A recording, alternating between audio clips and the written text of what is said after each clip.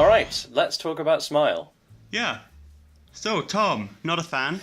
Admittedly, not terribly so. Now, we did talk a little bit about, through text, about how our impression of a Doctor Who episode can really be governed by our mood.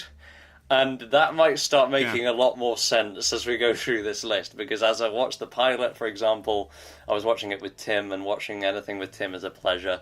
So I had that allowed me to view it as positively as possible.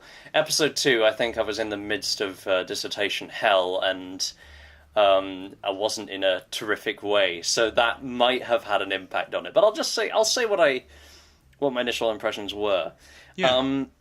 So first of all, credit where credit's due. I really think that they set up a very well-realised world here. And not just well-realised in the sense that it's imaginative, well-realised in the sense that I think it might even be accurate in terms of how such a world could be achieved. With the rise of nanotechnology, it makes sense that all these nanobots would be floating around the place, controlling everything. And the idea that human colonies would be built by the machines in preparation for the arrivals of humans. This is something that I hear Frank Otrobois, he didn't just come up with it, he researched it in order to increase the plausibility of the world he set up. So really give him credit for that, and I give credit to the set designers and whatever else for realising it that way without, in all these beautiful open spaces.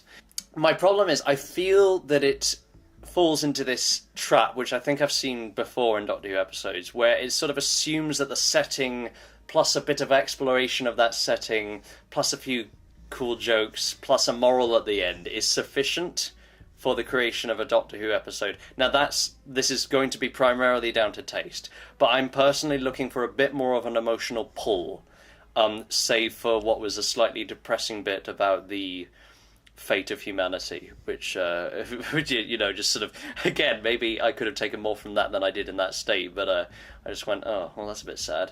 I just felt that there was a bit more development needed in the Doctor and Bill's relationship. Bill was still Bill, and that was great. The Doctor was obviously still the Doctor, but I didn't feel like there was a huge amount that Bill was learning, and you might have some stuff to the contrary. I've actually not watched it since. And I just thought that I don't know. I'm gonna hand over to you now. Let you take over. Yeah. I think what you were saying about the ideas from a science fiction level was interesting. I viewed it. I thought it was interesting from a sort of sociological side, where the story's almost about emotional simplicity, about trying to sum up all of your emotions, all of your expressions that you might have while talking to someone, all of the inflections of your voice. When you're talking online or on your phone, you sum that up with a little yellow circle with a face on it. Oh, yes. And I think it's really interesting. A huge issue, talking sociologically at the moment, and I don't really care which side any of our listeners come down on it, but something that a lot of people are talking about is like these ideas of safe spaces. Yes. And censoring history. So Stephen Fry, there's a video of him complaining about a group of students who want to get rid of the statue of a figure of the Empire. Because he was a... Who I assume because he was an absolutely terrible person who committed slaughter, but Stephen Fry thinks they're just being dumb students who are trying to simplify history and say everything is either good or everything is either bad. What's your take? So I'm going to leave my take out of it. I think getting rid of a statue isn't going to solve anything. Yeah, I'm with you there. But also keeping the statue is offensive because Britain was a harbinger of more hideous things in history than we can imagine or that we choose to remember. Precisely. But I'm getting off point here. So emotional simplicity is what we're talking about here with this episode. We see Oh my god. Right, so my review on my blog, Between the Frames, goes a lot more into this.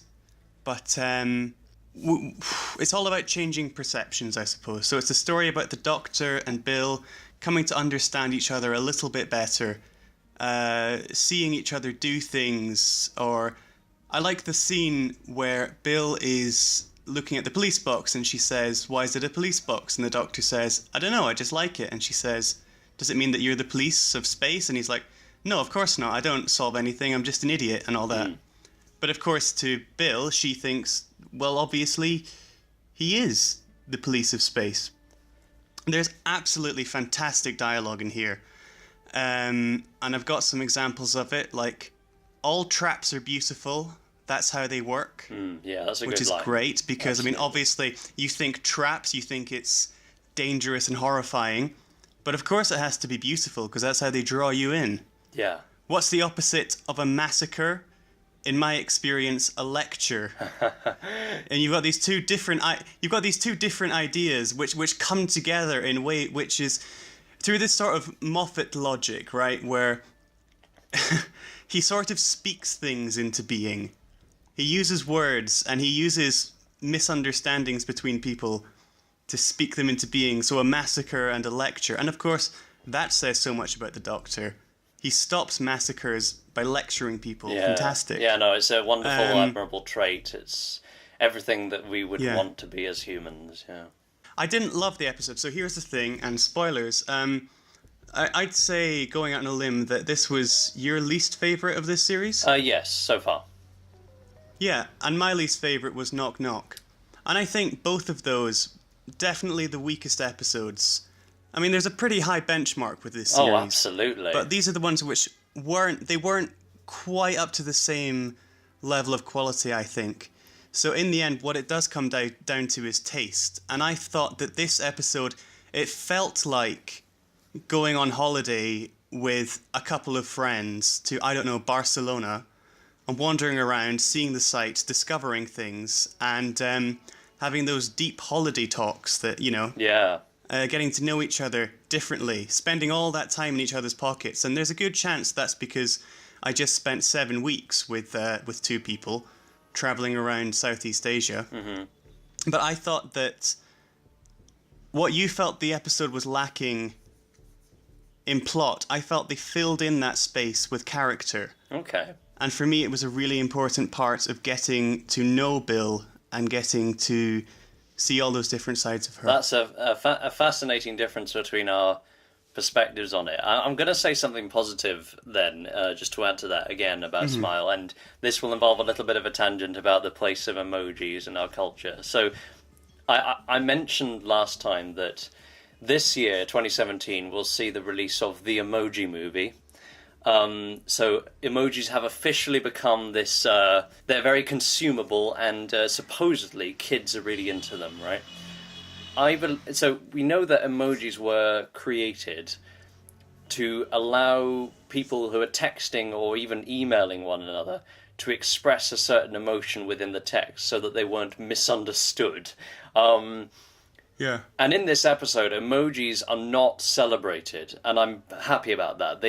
It's ultimately a dig. It's a dig at humanity for trying to use emojis as a form of communication, I suppose, which I appreciated it. The Doctor calls it the utopia of vapid teens. The utopia of vapid teens, exactly. So, ultimately, right, I believe... Personally, with all these sort of snazzy, Apple has gone a step further when it comes to messaging. You have all these effects that you can use to make your message pop, and like balloons will come out and whatever. It's pointless, and ultimately I think it's people crying out for speaking face to face again. I would prefer to see people just abandon it altogether in a sense. Anyway, emojis are portrayed as simplifying human emotion. And in this episode, the Doctor says, okay, these robots, these nanobots, the Vardy, is that what they're called? Yeah. They see all sadness as bad and all happiness as good, and it's as simple as that. And you actually referred to Inside Out in your review, didn't you, which has a similar message at the heart of it. But ultimately, that's what emojis are, and they attempt to simplify our emotional states as much as possible. So having a sort of quite deeply layered criticism of that aspect of modern culture, I thought was great. And Frank Cottrell Boyce, understanding children as he does, will have a lot of exposure to their fascination with it. Father of 7. So their fascination of emojis is probably ever present in his house, for all we know. So I appreciated that, because I'm very much of the opinion that we're losing. I think people are too reliant on messaging services. They're too reliant on use of emojis to express themselves.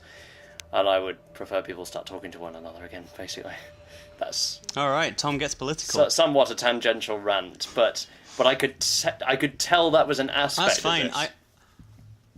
I think it was an aspect of it, and I think it was presented very interestingly, because I think when we first saw that there was going to be an emoji robot in Doctor Who, just immediately roll your eyes. Oh my god.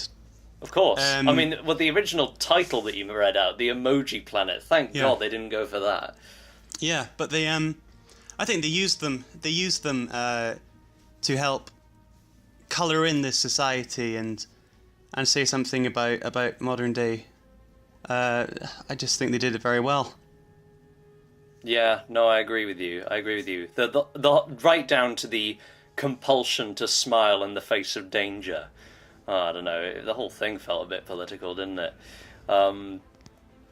Yeah, so, okay, I think we might be done with that one, unless you... Oh, yeah, the other thing that slightly annoyed me was that it ended with the beginning of the next episode, but that's just a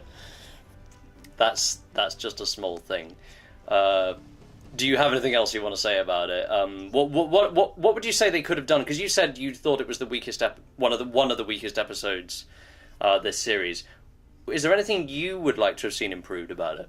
I think for me, it was. I like what they did, and I like how they did it.